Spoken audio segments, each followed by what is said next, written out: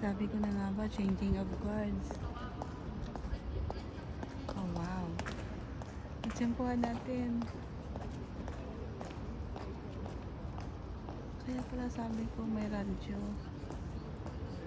Yan ang changing of guards. Mas maganda sa London. Yan ang natawag na changing. Dalawa lang sila. So tapos na ang duty niya. Ang liit niya, no? Grabe. Kasi 8 hours or 6 hours lang yata yan.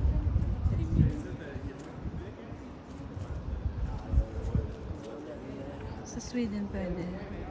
Sa Sweden. Sa Norway pwede magpapicture.